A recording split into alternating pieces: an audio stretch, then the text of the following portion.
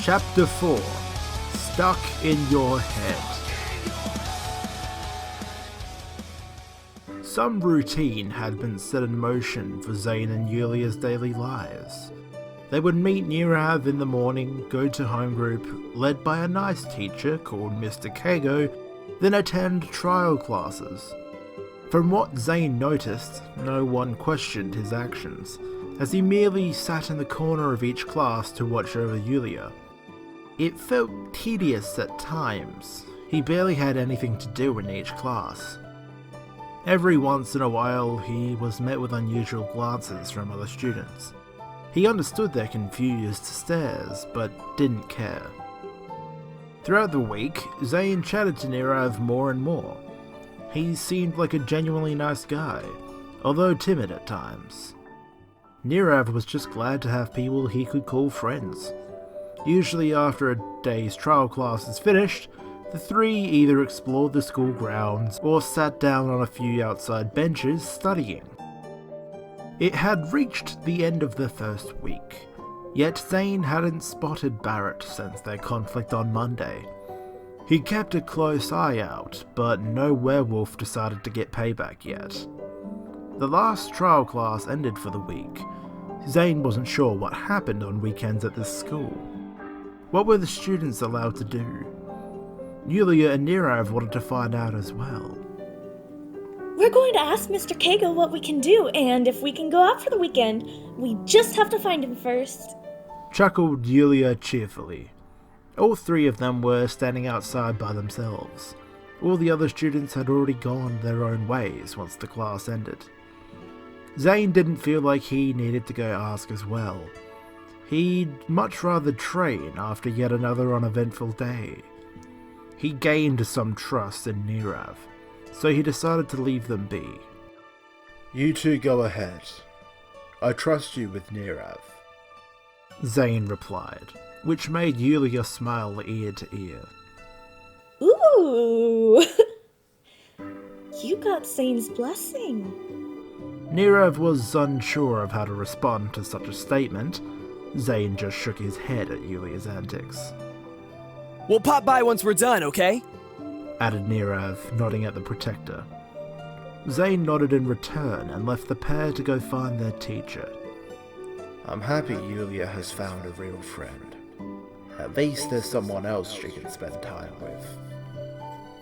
As Zane got closer to his cabin, he began to sense a familiar aura. One he wasn't interested in seeing again. Looks like the werewolf has finally decided to get payback. As his cabin entered his vision, so did Barrett and about 5 of his smaller friends. Once they noticed Zane, they all perked up and stared at him in concern, as if they knew something was going to happen. All of them stood out front of his cabin, waiting for him. What do you want, Barrett? Zane asked, still walking. Barrett pulled a folded up sheet of paper out of his pocket. I'm not here to fight. Not yet. Barrett held the piece of paper to his side. Zane snatched it out of his hand as he walked past. The 5 unknown students began walking away as Zane reached his front door. He unfolded the note and skimmed over it. It was a promotional poster for some sort of school-based fighting competition not too long away. Zane glanced back at Barrett, looking at him from a distance, while his friends continued walking. Explain. You and I are entering the biannual Benjiro fighting tournament. It's a comp held early in the year to decide who will represent this school in a cross-kingdom event later on in the year. I won the last tournament and made it to the finals of the Cross Kingdom. You caught me off guard Monday. I want to see how you handle yourself in a real fight. What's stopping us from fighting now? Well, I want it to be a public beating. You humiliated me in public, so it's only fair that I do the same. Beating the shit out of you in front of the whole school should make up for it, I'm sure. And I reckon that'll show Yulia just how great I am. He's still on about her. Are you brain dead? Yulia already told you she isn't interested. Yeah, I figured her boyfriend would say that, sure. Wait. But once I beat you, that'll— Shut it! Yelled Zane, his eyes now angrily fixed on the werewolf. Without warning, the note in Zane's hand caught fire within seconds. It disintegrated. She and I aren't a couple. Then, what are you? Some kind of stalker? You called her your master before we fought. What does that even mean? Are you just some sort of—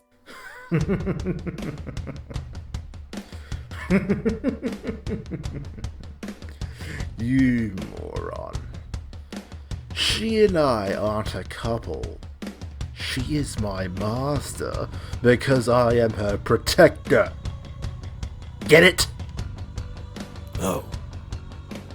Well, in any case, I'd like to make a wager with you. What?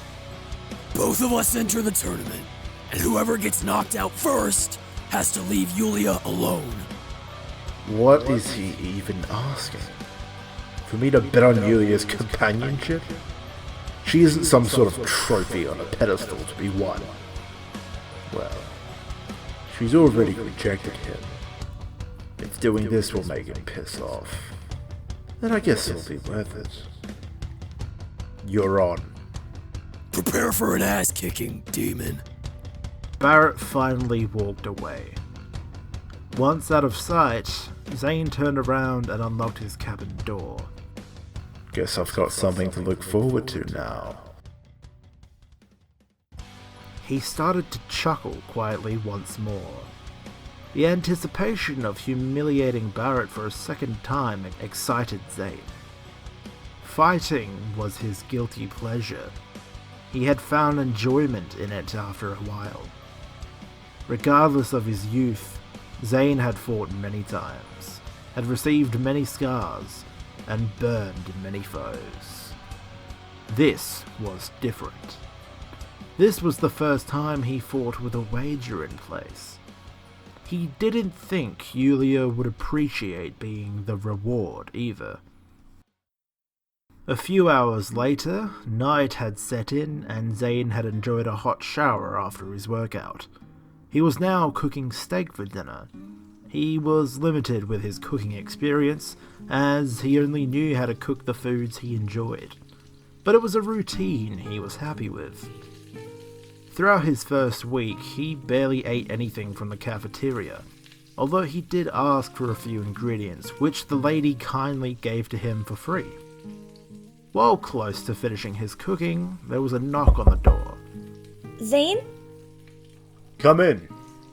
He yelled back, not taking his eyes off the frying pan. She entered with textbooks and a laptop under her arm. Ooh, what you cooking? Steak. You want some? I think you already know the answer to that. Zane placed the steak he was cooking onto a nearby plate and set it on the table. He started cooking a second. Yulia threw her books and laptop onto Zane's bed and sat down at the table.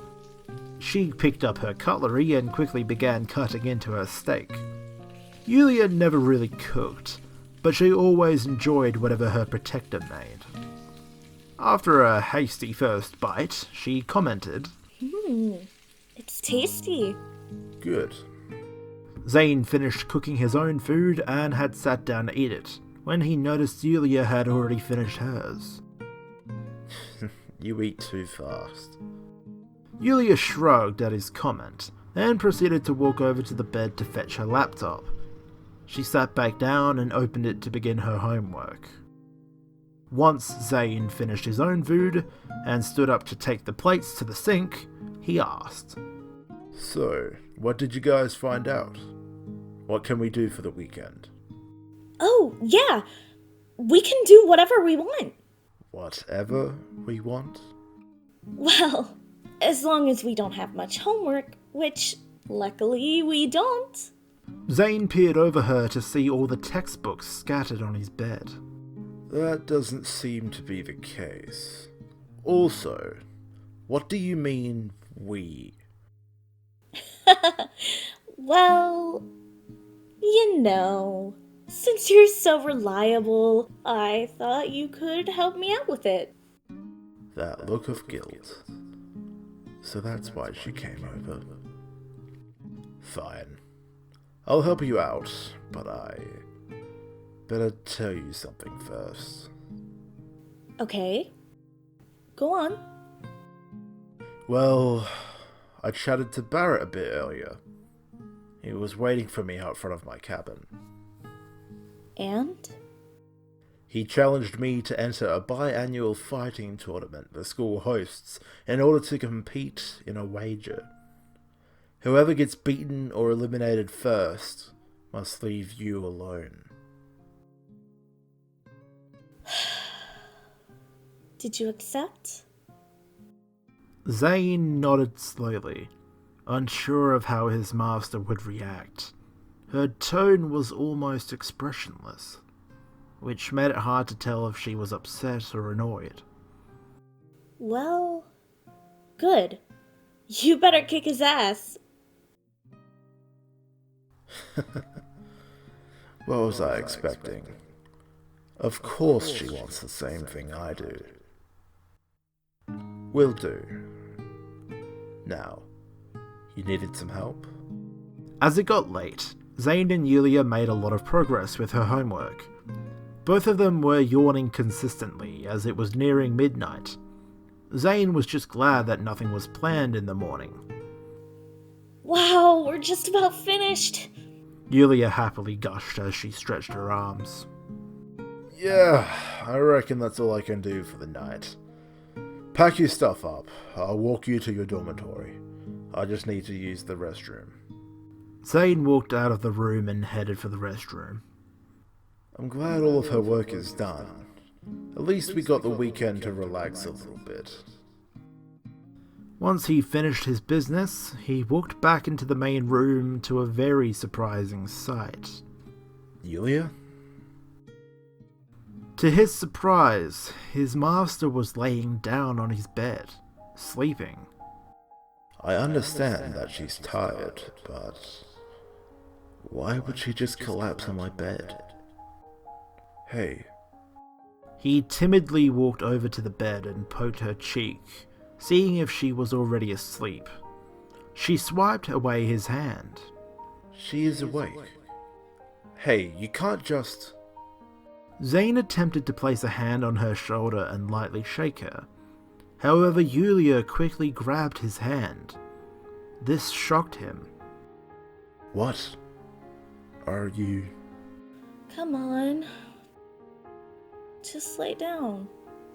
Yulia seemed to be in a daze. Zane could tell she was incredibly tired by her squinted eyes. She almost seemed asleep. It appeared as if she was acting on instinct, or was in the middle of a dream, weakly tucking Zane's arm to try and encourage him. Yulia.